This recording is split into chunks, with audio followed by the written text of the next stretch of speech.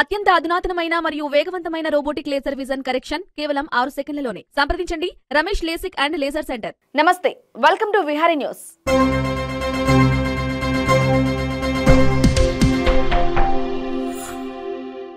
రాష్ట్రంలో సార్వత్రిక ఎన్నికల కోలాహలం నెలకొంది. ఇంకో నెల రోజుల్లో ఎన్నికల షెడ్యూల్ వెలువడబోతోంది. లోక్సభ, అసెంబ్లీ స్థానాలకు ఒకేసారి ఎన్నికలు నిర్వహించడానికి మార్చి 2వ వారంలో షెడ్యూల్ విడుదల అవుతుందనే అంచనాలు ఉన్నాయి.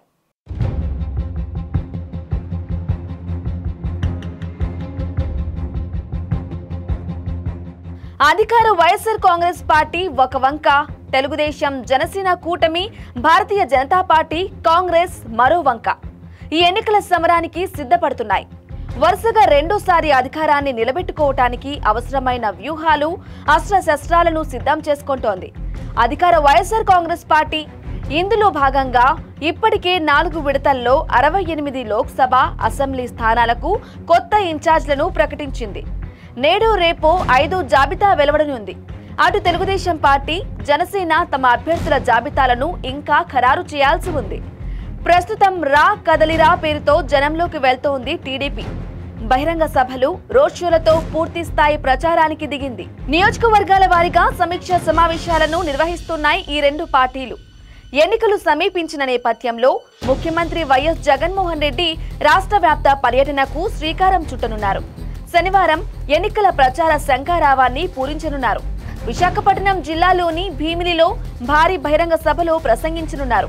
వైఎస్ఆర్సీపీ ఎన్నికల ప్రచార కార్యక్రమాలకు సిద్ధం అని నామకరణం చేశారు. మధ్యాహ్నం 1:45 తాడేపల్లి క్యాంపు కార్యాలయం భీమిలికి బయలుదేరి వెళ్తారు జగన్. ఆ నియోజకవర్గం పరిధిలోని తంగివలసకు చేరుకుంటారు. అక్కడ జరిగే బహిరంగ సభను ఉద్దేశించి ప్రసంగిస్తారు. అనంతరం ఉత్తరాంధ్ర రీజియన్ నాయకులతో సమావేశమవుతారు. వారికి దిశానిర్దేశం చేస్తారు. సాయంత్రానికి తాడేపల్లికి చేరుకుంటారు. వైఎస్ఆర్సీపీ ఎన్నికల యుద్ధానికి సిద్ధం కావాలంటూ పిలుపునిచ్చింది. ప్రజా సంక్షేమ పథకాలు, అభివృద్ధి ప్రాజెక్టులే గీటురాయిగా ఎన్నికలను ఎదుర్కొనడానికి సిద్ధం అయ్యామనే సందేశాన్ని పంపించింది. For more updates keep watching Vihari news. ఎవరికి లొంగదు, ఎక్కడ గ్రౌండ్లో ఏం రిపోర్ట్ చేస్తారు అదే వచ్చి మీకు చూపిస్తారు. సో ఈ ఛానల్ గట్టిగా ఉన్నది అండ్ చాలా విశ్వాసంతో ఉన్నది అండ్ ఆనెస్ట్గా రిపోర్ట్ చేస్తుంది. దానికోసం మీరు అందరు విహారీ న్యూస్ సబ్స్క్రైబ్ చేసుకోవాలి, చూడాలి, దీనికి గట్టిగా చేయాలి. జై హింద్, ధన్యవాదాలు. వాస్తవాలను తెలుసుకోవటానికి విహారీ న్యూస్ను చూడండి. మీ సెల్ ఫోన్లోనో కంప్యూటర్లోనో విహారీ బటన్ నొక్కి విహారీ ఛానల్ను ఆదరించండి.